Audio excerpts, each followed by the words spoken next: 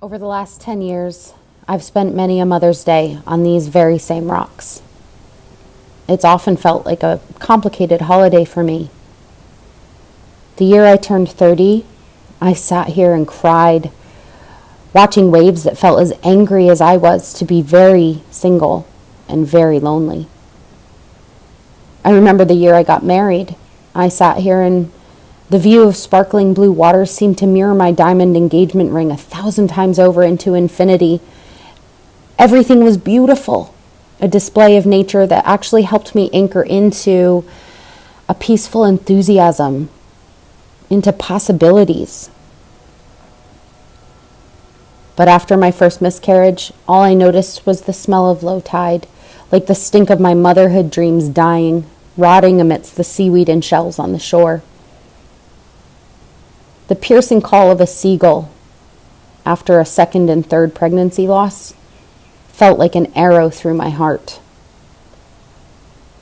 After my fourth miscarriage, I could no longer tell when I sat on these rocks if the taste of salt was from the ocean mist or from my tears. And then I would occasionally hear the hum of a distant ferry. I would imagine I knew some of the passengers and felt reminded of how many women I have had in my life as role models, as loving support, especially my own mom. A wave of gratitude every time I would hear that ferry boat served as a salve to my hurting heart. There would be days when wind would be whipping through my hair, penetrating my clothes and eventually even my heart. And this would stir a sense of determination in me. I refused to believe I could have such a strong desire without a way for it to be fulfilled.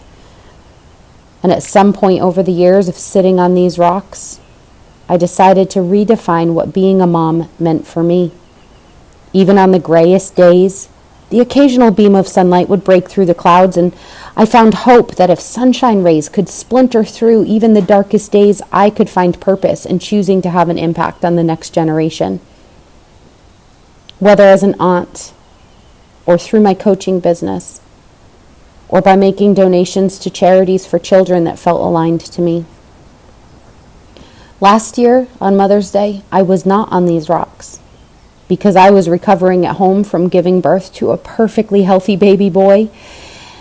And as I sit here now, the irony is not lost on me that the nurses often commented that Minnie Perry's cry sounded just like a seagull, or that my visit today is at the end of low tide,